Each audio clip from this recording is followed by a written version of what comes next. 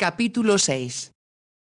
Reinó un profundo silencio. El jeque miró hacia la oscuridad del desierto donde el cielo comenzaba a llenarse de estrellas. Entonces detrás de él una voz baja y quebrada preguntó: ¿Es decir que no me quieres? Después de una pausa el jeque se dio la vuelta. Vita estaba de pie en el centro de la tienda y la expresión de su rostro era juvenil y patética. Parecía una niña a la que habían golpeado cuando menos lo esperaba. Durante un momento el jeque la observó. Entonces con voz ronca contestó: Por supuesto que te quiero. Sabes que te quiero, pero debes olvidar todo lo sucedido hoy.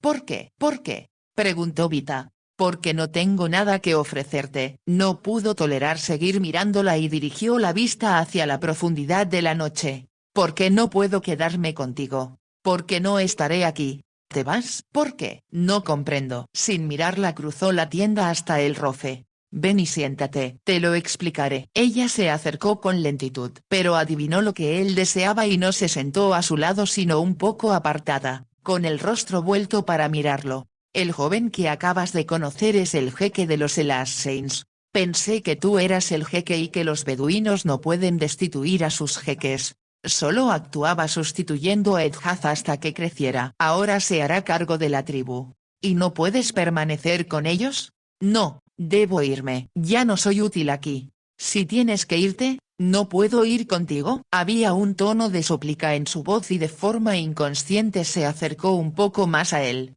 ¿Cómo puedes suponer que no desearía que eso fuera posible? Volvió la cabeza para mirarla y enseguida se puso de pie. Por amor de Dios, no me mires así o descubrirás que en lo que se refiere a ti no soy muy civilizado. Te amo. Las palabras permanecieron temblorosas en medio de ambos hasta que, como si ya no pudiera contenerse, el jeque se inclinó y la tomó en brazos. La abrazó con fuerza y comenzó a besarla de forma salvaje. Sus labios lastimaban e irritaban la suavidad de su piel pero al mismo tiempo encendían un fuego en su interior semejante a una llama salvaje y maravillosa.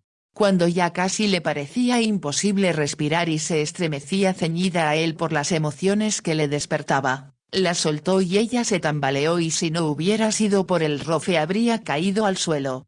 Te dije que no me tentarás. Vete y olvida que nos conocimos. Sabes que me será imposible hacerlo, susurró Vita. Contuvo el aliento y agregó: Deseo quedarme contigo. Te amo. No puedo vivir sin ti. Eres muy joven, contestó el jeque casi como si hablara consigo mismo. Lo olvidarás. Claro que lo olvidarás. No creo que el amor tenga nada que ver con la edad. Vine a Siria porque no podía encontrar solución a un problema. Pero ahora la he encontrado. La respuesta eres tú. No es verdad. ¿Por qué? Porque soy un hombre sin nada propio, sin raíces. No tengo nada que ofrecerte, excepto yo mismo, y eso no es suficiente. El desierto es un lugar muy grande. Habrá un sitio para los dos en alguna parte. No soy un beduino. Vio el asombro reflejado en los ojos de Vita y añadió: Si quieres saber la verdad soy español. ¿Español?, repitió Vita. Jamás imaginó que no fuera lo que aparentaba. Te contaré toda la historia, pero mantente alejada de mí. No respondo por las consecuencias si vuelves a inquietarme. Vita se sentó en el rofe tan lejos como pudo. Viví en España hasta los 19 años, comenzó a contarle. Entonces mi padre me envió a la Sorbona de París para terminar mi educación. Fue allí donde conocí a Othman El Hassein, hijo mayor del jeque de esta tribu, y se convirtió en mi gran amigo. Hizo una pausa como para recordar lo mucho que esta amistad había significado para él y luego prosiguió. Othman y yo hacíamos todo juntos. Éramos muy parecidos y me fascinaban sus relatos sobre Siria y los beduinos. Puedo comprenderlo, murmuró Vita pensando en lo emocionante que había resultado el desierto para ella. En mi último año en la Sorbona, cuando tenía 21 años, me enamoré de una joven inglesa.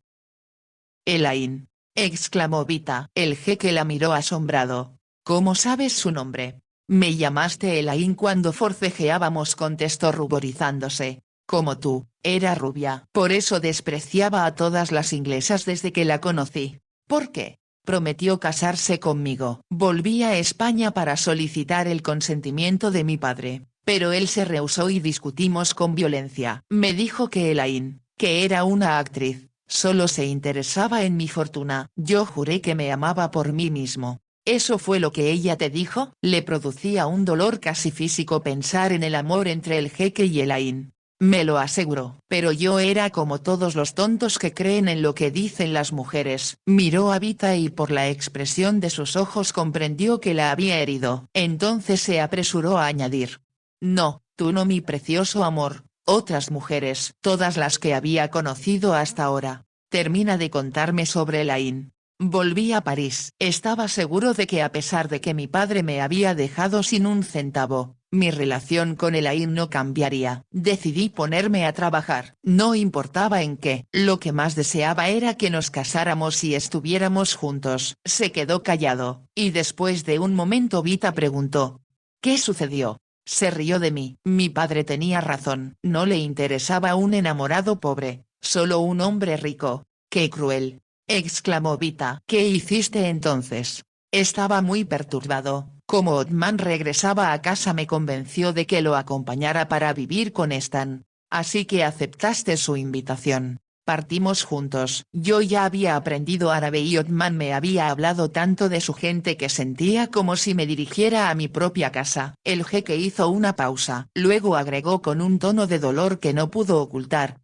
Othman contrajo una fiebre virulenta en Marsella y murió en el trayecto. ¡Qué terrible! Debió ser un golpe muy duro para ti. Al llegar a Siria encontré que su tribu lo esperaba. Las desgracias no suelen venir solas. ¿Qué había sucedido? También había muerto el padre de Othman. La tribu no tenía quien la dirigiera, excepto Edhad, que entonces solo tenía 14 años. Y tú te convertiste en su jeque. Como me parecía a Othman. Conocía su historia, hablaba su lenguaje y ya sentía afecto por ellos. Accedía a actuar como regente durante 8 años hasta que Edhad tuviera edad suficiente para ocupar el puesto que le correspondía al frente de ellos. Y ahora ha regresado. Recibió la misma educación que su hermano. Está preparado para tomar su lugar entre los jeques más civilizados que en el presente controlan las tribus beduinas, así que yo me quedé sin empleo. El jeque pronunció las últimas palabras con amargura. Jamás pensé que no fueras un beduino y comprendo que la tribu te haya aceptado como uno de ellos. Soy español puro, excepto por una abuela inglesa. Pero eso no me sirve de nada ahora. Soy un hombre pobre y sin hogar. Se puso de pie y caminó por la tienda. Era evidente que lo invadía una profunda inquietud. Y cuando se detuvo de espaldas a ella Vita dijo con voz muy suave. Yo tengo dinero. Mucho dinero. Pero no supondrás que aceptaría ni un solo centavo de él. Aunque sea lo único que poseo, conservo mi orgullo. Vita lanzó un profundo suspiro. Sabía lo orgullosos que eran los españoles y de antemano había supuesto que no aceptaría ninguna ayuda que proviniera de ella. Y sin embargo, pensó desesperada, si no podía encontrarle solución al problema, la abandonaría y no volvería a verlo. Se puso de pie y caminó hasta quedar junto a él. Por favor, escúchame, le suplicó. No, he tomado una decisión y nada de lo que digas logrará cambiarla. Te enviaré con tu prima. Fue mi locura lo que provocó que te impidiera hacerlo cuando lo intentaste. ¿Por qué lo hiciste? Porque eras el ser más bello que había visto jamás y quise convencerme de que te detestaba. Lanzó una breve y amarga carcajada. Y pensé que era muy astuto. Te castigaba a ti por ser inglesa, obligaba al jeque Medjuel a rescatarte y así desataba una pequeña contienda que complacería mucho a la tribu. ¿Y cuando me conociste? En cuanto entraste a esta tienda supe que te amaba. Sabía que eras mi destino y que lo que sentía por ti no era desprecio, pero no podía admitirlo ni ante mí mismo. ¿No comprendes entonces que debemos permanecer juntos? ¿Y cómo crees que te llevaría conmigo a vagar por el mundo y que soportaría verte sufrir en la difícil circunstancia de no tener dinero ni posición? No me interesa ninguna de esas dos cosas, porque jamás has carecido de ellas. No comprendes que sería el infierno en vida ver cómo te desilusionarías de mí, verte realizar tareas humildes, escatimar y ahorrar y saber que a nadie más le importas. Podríamos volver a Inglaterra. Ya me imagino el cálido recibimiento que me ofrecería tu padre. Un pretendiente sin un centavo, un cazafortunas, un extranjero que rescataste del desierto. Hablaba con tal desprecio que Vita lanzó una exclamación de protesta. Todo lo conviertes en sórdido y feo. El amor que siento por ti es tan bello, que forma parte de lo divino. Se volvió para mirarla y la dureza desapareció de su rostro. Oh mi adorada, eres tan perfecta, tan diferente en todos los sentidos de las mujeres que conocía. Adoro tu valor, tu sentido del humor, tu pureza y más que nada esa espiritualidad que hay en ti y que sé que es verdadera cuando me dices que nuestro amor es divino. La ternura de su voz hizo dar un vuelco al corazón de Vita. Le extendió una mano que él tomó entre las suyas y se la llevó a los labios. Le besó el dorso con pasión y después la palma. Te venero, y por eso es que no te haré descender a mi nivel. Vuelve a Inglaterra mi amor y piensa algunas veces en el hombre que te adorará durante toda su vida. Los dedos de Vita se apretaron sobre los suyos. No puedo dejarte, dijo con voz quebrada. No tenemos alternativa mi amor. La tristeza en la voz del jeque indicaba que su decisión era aún más firme que antes. Sin soltar la mano de Vita la miró a los ojos. No me atrevo a besarte de nuevo. Si lo hiciera, no podría evitar hacerte mía y entonces no habría escapatoria para ninguno de los dos. Es lo que yo deseo, murmuró Vita sin aliento. Porque eres tan perfecta, la mujer con la que había soñado pero no creía que existiera. No puedo hacerte daño. Por eso mi adorada debes olvidar. ¿Y tú podrás hacerlo? Lo intentaré. Dios sabe que lo intentaré. Volvió a besar la palma de su mano con besos ardientes que provocaban en ella una salvaje respuesta y la hacían desear el roce de su boca más de lo que había deseado algo jamás en su vida. Entonces le soltó la mano y salió de la tienda hacia la oscuridad. Vita comprendió con desaliento que sería inútil ir tras él. Permaneció largo tiempo contemplando el cielo y las estrellas y sintiendo que su corazón se hacía pedazos. Como un animal herido que busca guarecerse se dirigió a su sitio en la tienda y sin desvestirse se dejó caer en el lecho. No lloraba. Su dolor estaba más allá de las lágrimas. Solo sabía que el mundo era un lugar sin límites, vacío, atemorizante y que le causaba gran dolor pensar en el futuro. Si solo pudiera morir. Entonces, lentamente y con amargura, comenzó a llorar. A una distancia de 3 horas a caballo, otra mujer permanecía acostada, insomne. Miraba hacia la oscuridad dentro de su tienda. Jane Digby y el Merab había recibido la carta de Vita poco después del amanecer. Un jinete se la había entregado al primer hombre que encontró alejándose enseguida a todo galope. Cuando Jane la recibió acababa de despedir a Medwell quien salía de caza junto con varios miembros de su tribu. Lo hacía en parte por diversión y en parte por obligación. Todas las piezas de cacería eran necesarias para la comida. Además las águilas habían capturado corderitos pequeños para alimentar a sus polluelos por lo que las debían descubrir y destruir sus nidos. Por lo general cuando Medwell salía de cacería Jane lo acompañaba. Pero en los últimos días había tenido un ligero resfrío y decidió permanecer un día en el campamento para descansar. Consternada leyó la carta de Vita y casi no podía creer que su contenido fuera auténtico cuando llegó otra misiva proveniente de Damasco. Era una carta desesperada de Isobel Burton. Le explicaba que Vita había acudido a ella para solicitarle ayuda y que había contratado a Yusef para que la escoltara, que después de su partida Yusef había llegado a su casa para decirle que había sido capturado por los hombres de la tribu del jeque Salan el Hussein y que Nasir, un Merab de quien se sabía que era capaz de cualquier cosa por dinero, había tomado su lugar.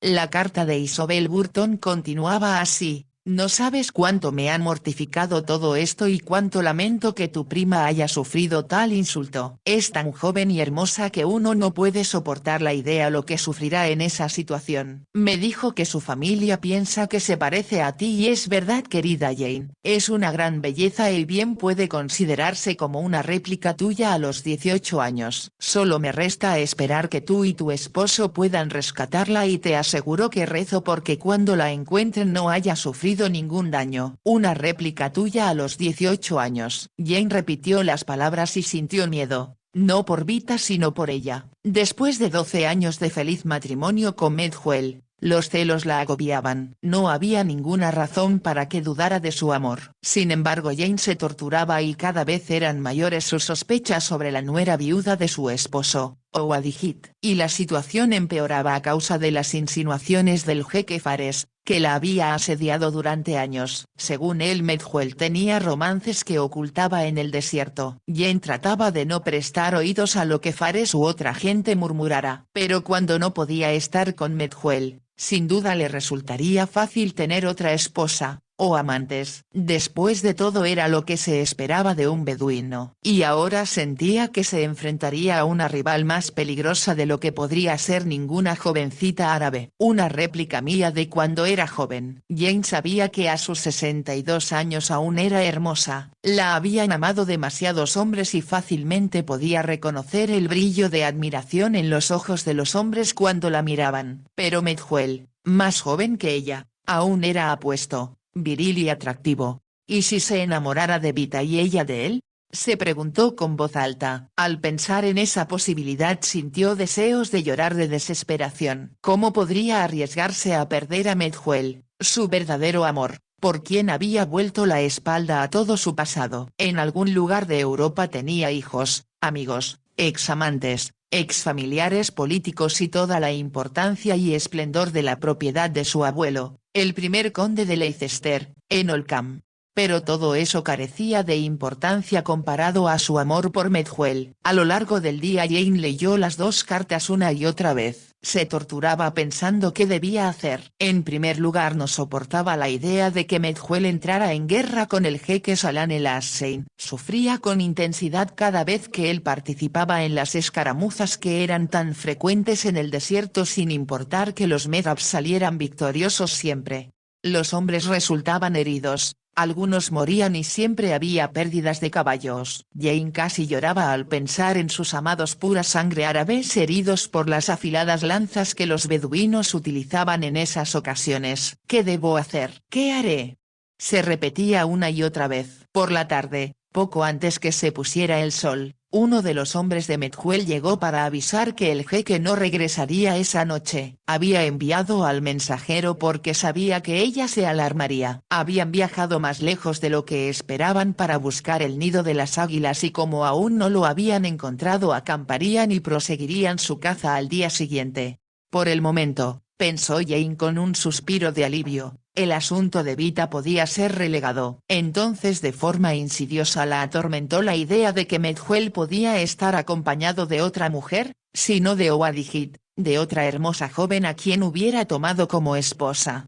Ese pensamiento hizo que Jane, al igual que Vita, llorara amargamente sobre su almohada.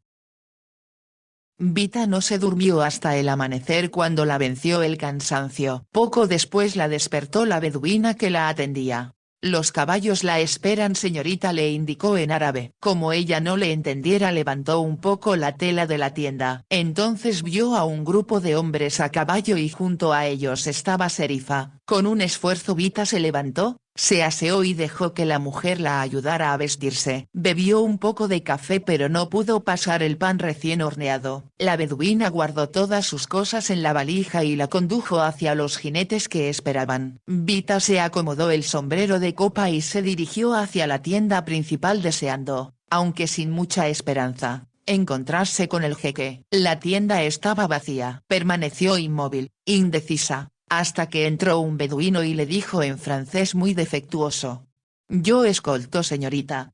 Soy Nocta. Gracias, pero antes desearía despedirme del jeque». «Fue montar», contestó el hombre señalando hacia el sur. Vita comprendió que el jeque no habría soportado verla partir ni deseaba despedirse. Serifa pareció contenta de verla pero eso no la consoló. Sabía que ya no volvería a cabalgar en un animal tan magnífico y que era la última vez que veía las tiendas de los Assassins. En cuanto ella y Nocta montaron la caravana partió a galope. Vita pensó que deseaba llegar al campamento de los Medjay antes que comenzara el calor del día, pues incluso a esa hora la temperatura era cálida. Cuando ya llevaban alrededor de 1 hora y media de cabalgata, Vita vio un oasis y sugirió que se detuvieran. Sabía que Nocta hubiera preferido seguir pero ella sentía que cada kilómetro la alejaba del jeque y que detenerse, aunque solo fuera unos minutos, podría ayudarle a aliviar la agonía que oprimía su corazón. «Lo amo», murmuró, y sabía que lo único que deseaba en la vida era estar junto a él, aunque eso significara no poseer nada más que una tienda en el desierto. Imaginó lo maravilloso que sería si acamparan en un oasis y se quedaran allí. Para ella sería suficiente, pero no para él. Por instinto sabía que era un hombre nacido para mandar, para guiar a otra gente, un hombre que siempre tendría ideas que querría poner en práctica, alguien a quien resultaría imposible volverse sedentario por mucho que la amara. Lo respetaba por eso, pero era una tortura saber que pensaba que no podría ofrecerle lo que él deseaba y que por lo tanto la eliminaba de su vida. ¿Cómo puedes hacerme esto?, susurró en su interior. ¿Cómo puedes ser tan cruel e insensible cuando te amo tanto? Llegaron al oasis y ella bebió agua del pozo. Después de que los hombres calmaron su sed, atendieron a los caballos. Vita se sentó a la sombra de una palmera. Los beduinos, que también se habían sentado en círculo alrededor del pozo, reían y charlaban entre sí. Entonces de pronto el oasis se llenó de jinetes. Nadie los había escuchado llegar. Vita los miró asombrada y lanzó un grito de temor cuando uno de ellos se inclinó, la tomó de la cintura y la subió a su cabalgadura. Se dirigió hacia donde esperaba otro caballo bajo las palmeras. Montó enseguida sin soltar la rienda de la yegua que llevaba a Vita. Se escucharon gritos y disparos. Seguramente el resto de los jinetes atacaban a los Elaseins que se hallaban sentados alrededor del pozo. Vita trató de volver la cabeza para ver qué sucedía, pero ya galopaba veloz hacia el desierto y el ruido de los cascos detrás de ella le indicó que un grupo de hombres la seguía. Por un momento se preguntó si se trataría del rescate que intentaban los Medaps como respuesta a su carta. Pero cuando miró al hombre que cabalgaba a su lado y a los que iban detrás no le pareció que sus expresiones fueran de bienvenida. Parecían huraños y experimentó temor. Continuaron cabalgando por lo que a Vita le pareció mucho tiempo, aunque no debían ser más de 2 horas. Poco después se dio cuenta de que no la conducían al campamento de los Medaps, ya que cuando llegaron al oasis Nocta le había dicho que ya habían recorrido medio camino. La única explicación posible era que por alguna razón desconocida hubiera sido capturada por otra tribu, pero no tenía idea de quiénes podían ser ni de por qué se interesaban en ella. Quizá era solo una provocación para los Elaseins, pero no tenía más remedio que permanecer en silencio y agradecer que su caballo tuviera silla de montar. La yegua en que iba no podía compararse con Serifa, pero sin duda era una pura sangre árabe, ya que galopaba sobre ella con tanta comodidad como si fuera en un carruaje. Pensó que debía pertenecer a alguna de las 5 principales razas de las que le había hablado el jeque, tal vez una Avellán, pero no estaba segura. Volvió a pensar en que si pudiera llevarle a su padre uno de esos finísimos caballos no se enfadaría con ella. Pero cruzó por su mente la idea de que tal vez nunca podría regresar a su hogar y ver a su familia de nuevo. ¿A dónde la conducían? ¿Qué estaba sucediendo? Aun cuando el jeque la considerara valiente, sintió que el miedo la invadía como un veneno. Después de unos 20 minutos más ascendieron una colina y ante su vista apareció un campamento. Eran apenas unas 30 tiendas colocadas bajo una roca desnuda y conforme se acercaban Vita notó que no había ganado ni rebaños, lo que significaba que el campamento estaba de paso. Sin embargo el miedo le impedía razonar con claridad y oró porque al menos el jeque o jefe de la tribu hablara uno de los idiomas que ella sabía para que pudieran entenderse. El grupo se detuvo y el hombre que la había raptado la ayudó a desmontar. Por instinto Vita se alisó la falda de su traje y se arregló el sombrero. El hombre la esperó y cuando estuvo lista levantó la barbilla y caminó con deliberada lentitud hacia la tienda principal. Era grande y al entrar Vita sintió la suavidad de la alfombra persa. Cuando su vista se acostumbró a la penumbra del interior, sentado en el fondo de la tienda en un roce que parecía un trono vio a un jeque. La riqueza del bordado de su abas y la autoridad que emanaba de él mientras esperaba que ella se acercara no dejaba duda sobre la importancia de su posición. Era un hombre de mediana edad, con una pequeña barba, los penetrantes ojos oscuros de los hombres del desierto y nariz de puente alto. Parecía un ave de rapiña, pensó Vita, con la esperanza de que el miedo que la invadía no se notara. Salam aleik, señorita Ashford. ¿Conoce mi nombre?, preguntó Vita en inglés haciendo una leve reverencia. Es usted más hermosa de lo que me habían dicho, contestó el jeque en el mismo idioma, pero con un tono que hizo ponerse a Vita rígida. Le hice una pregunta, contestó ella ignorando las palabras del jeque. Mi respuesta, la contesta, y si desea que sea más explícito le diré que la traje aquí para convertirla en mi esposa. ¿En su esposa? Quizá primero deba presentarme. Soy Fares el Meciat. Los ojos de Vita se agrandaron. Recordó que Edhad lo había mencionado preguntando si aún cortejaba a su prima Jane. Con gesto orgulloso y voz fría respondió. He oído hablar de usted y sé que corteja a mi prima, la honorable Jane Digby el Merab. Lo que le dijeron es correcto, pero por favor, tome asiento, señorita Ashford. Estoy seguro de que le apetecerá un café. No valía la pena permanecer de pie, pensó Vita, así que se sentó en un rofe que le indicó el jefe. Estaba a un lado del que ocupaba él. Frente al mueble se encontraba una mesa baja y enseguida los esclavos sirvieron café y golosinas. Vita trataba con desesperación de encontrar una salida. Bebió un poco antes de hablar de nuevo. El jeque Fares despidió a los esclavos con un gesto y preguntó.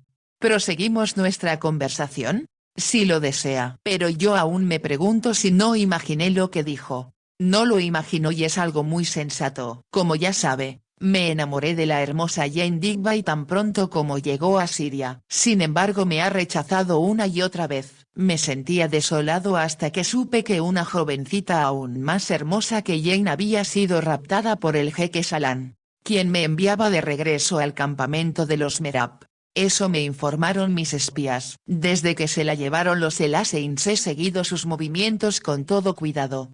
Me rescatarán en cuanto el jeque Salam sepa lo que ha sucedido. El jeque Fares sonrió de forma desagradable. Tal vez lo intente, pero estaremos preparados. Y de cualquier manera cuando llegue ya será mi esposa. ¿En realidad cree que accederé a casarme con usted? Mi respuesta es no. No es una proposición, sino una orden. No sé si está enterada de cómo se casa una mujer beduina. Vita se puso rígida. Recordó que el señor Dira le había relatado que bastaba que el novio cortara el cuello de un cordero en presencia de testigos. En cuanto la sangre tocaba el suelo se daba por consumada la ceremonia. Sintió que se estremecía pero respondió valerosa.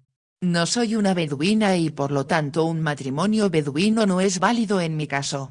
Eso a mí no me importa. Será mi esposa y como tal no podrá dejarme a menos que yo lo consienta. Nos casaremos, señorita Ashford, tan pronto como se haya bañado y cambiado de ropa. Vita sintió el impulso de desafiarlo pero pensó que su única esperanza de escapar de tan increíble situación era ganar tiempo. No creía que los hombres del jeque Fares hubieran matado a todos los Elaseins que la escoltaban. Sin duda alguno de ellos habría logrado escapar para volver al campamento y explicarle al jeque Salam lo que había sucedido. Vendrá por mí. Lo sé. Con deliberada lentitud terminó de beber su café y se obligó a comer algunas golosinas. Sentía que se atascaban en su garganta pero debía alargar la situación. Para su fortuna los orientales nunca parecían tener prisa. El jeque Fares no cesaba de observarla y algo en sus ojos la atemorizaba. Vita era muy inocente como todas las jóvenes de su edad pero no había escuchado los tempestuosos relatos de la vida de su prima sin percatarse de que el amor entre un hombre y una mujer incluía algo más que los besos. No sabía muy bien de qué se trataba. Lo que sí sabía era que si el jeque Fares la tocaba sentiría un horror más allá de lo imaginable. Lo único que deseaba era estar en los brazos del hombre que amaba. Por fin, cuando ya no le fue posible beber de una taza vacía, levantó los ojos hacia el jeque Fares. Al instante él dio una palmada y aparecieron las esclavas. Les dio órdenes en árabe y Vita comprendió que la llevarían a una tienda que, como supuso, estaba anexa a la principal. Era mucho más grande e impresionante que la que había ocupado en el campamento de los Elaseins. Contenía una gran cama en forma de diván que la hizo estremecer, así como una mesa baja con espejo. De las paredes colgaban sedas y se percibía aroma a incienso. Las mujeres que la atendían charlaban entre sí y al entender la palabra matrimonio Vita advirtió que sabían que se convertiría en esposa del jeque Fares. Se preguntó desesperada si no sería mejor intentar huir al desierto, pero sabía que los hombres del jeque la harían volver de forma ignominiosa. Como ello sería una humillación intolerable, Dejó que las mujeres la ayudaran a quitarse la ropa y se bañó en agua perfumada con aceite de rosas. El jeque le había dicho que podría cambiarse de ropa y Vita se preguntó cómo sería posible hacerlo. Estaba segura de que su valija había quedado en el oasis. Pero las mujeres le llevaron un vestido del mismo estilo que el de ellas, aunque con una delgada tela blanca con bordados de plata y adornado con piedras preciosas alrededor del cuello. Vita supuso que era un atuendo nupcial. Luchó consigo misma. No sabía si rechazarlo y usar su misma ropa o aceptarlo. Pero pensó que no tenía sentido provocar una escena. Además, como si las mujeres hubieran temido de antemano que adoptara esa actitud, ya se habían llevado su traje de montar. Sin protestar permitió que le pusieran el traje blanco. Tuvo que reconocer al mirarse en el espejo que le era muy favorecedor y se preguntó, con desesperación, si habría alguna forma de aparecer tan poco atractiva que el jeque se rehusara a casarse con ella. Pero todo lo que veía era un rostro de óvalo perfecto, un par de grandes ojos reflejando temor y la cabellera rubia que enmarcaba su cara y brillaba con la luz del sol que se filtraba en la tienda. Tardó lo más que pudo en vestirse, pero al fin llegó el momento en que no había nada más que hacer y debía reunirse con el jeque Fares. Las mujeres la condujeron hacia la tienda principal y Vita entendió que no era por cortesía, tenían órdenes de no dejarla sola en ningún momento. El jeque ya no estaba solo. Sentados sobre mullidos cojines alrededor del rofe vio a varios hombres ataviados con ambases bordados. El olor del tabaco se mezclaba con el del café. Venga a sentarse junto a mí. Enseguida comenzará la ceremonia. Pensé que la costumbre era que la novia se mostrara renuente y corriera asustada, comentó Vita con voz glacial. Una muestra de modestia es lo que espera nuestra gente, pero después de la ceremonia, no antes. Como hablaban en inglés y Vita sabía que los demás no entendían, se atrevió a preguntar. ¿En realidad se propone comportarse de esa forma tan primitiva e incivilizada? Pensé que estaba siendo muy civilizado. Después de todo podría no casarme siquiera con usted. En lo que a mí concierne, esta boda es solo una farsa. Es una ocasión de fiesta, y para mí muy afortunada ya que como he dicho antes es usted muy hermosa. Eso no es ningún halago si proviene de usted. Pero el jeque volvió a sonreír y ella se dio cuenta de que nada que dijera lo irritaría o haría que cambiara de opinión. Tenía absoluta confianza en su poder sobre ella. No había forma de apelar a él para salvarse. Sin embargo se acercó a él y con voz suplicante le pidió. Déjeme ir. Sabe tan bien como yo que esto causará muchos problemas, no solo a mí sino también a usted. No habrá problemas en lo que a mí concierne. Usted es lo que siempre he deseado y su prima me ha negado. Ahora me consideraré el hombre más afortunado de toda Siria. No hablaba con sarcasmo y sus ojos, que miraban su cuerpo semicubierto por el traje nupcial, brillaban de lujuria. En su expresión había algo muy diferente del fuego que había visto en los ojos del jeque Salán, que no solo la deseaba sino que también la amaba.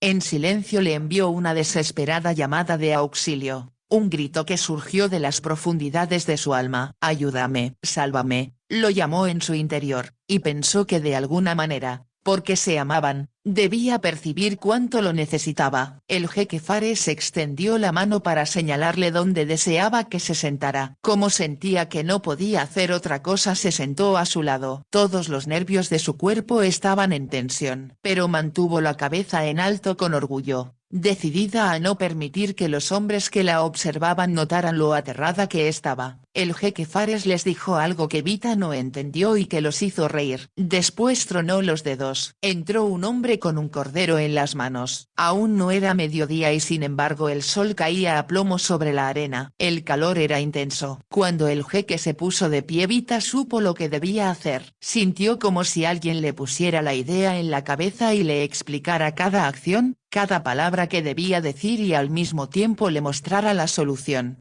El jeque Fares se volvió para mirarla con una sonrisa en sus delgados labios. Ahora le cortaré el cuello al cordero, le indicó, y se convertirá en mi esposa. Es una extraña costumbre, observó Vita con lentitud poniéndose de pie. ¿Me coloco a su lado? Si así lo desea. No me gustaría hacer nada que fuera incorrecto. Caminó al lado del jeque a través de la tienda cubierta con la gruesa alfombra hacia donde se encontraba el hombre con el cordero, casi junto a la entrada. Cuando el jeque llegó a su lado, una de las esclavas entró con una delgada y afilada daga de mango enjollado. Estaba en una fuente y cuando el jeque estiró la mano para tomar la vita fue más rápida que él. Se apoderó de la daga y dio un paso atrás, quedando de espaldas a la tela de la tienda, por lo que nadie podía sorprenderla por la espalda. La víctima no será el cordero, sino yo. Por lo tanto debo morir. Levantó el brazo y apuntó la daga hacia su pecho. El jeque Fares se quedó paralizado. Los hombres se limitaban a mirarla. Reinaba un pesado silencio, solo interrumpido por los lastimeros balidos del cordero. Hablo en serio, a menos que me dé su palabra de honor de que esta farsa de matrimonio no se llevará a cabo y que me dejará en libertad, me mataré. No se atrevería. Ninguna mujer tan bella como usted desearía morir de esta manera. No temo a la muerte sino a que usted me toque. El jeque dio un paso vacilante hacia ella. Vita levantó un poco la mano con la daga, como si se preparara a hundirla con violencia en su pecho. Sabía que no solo estaba desconcertado, sino que también trataba de encontrar la forma de engañarla. ¿Accede a dejarme en libertad o debo morir? El jeque continuaba vacilando. Entonces se escuchó un fuerte escándalo. Se oían gritos de guerra como los que Vita había escuchado durante el Gerit.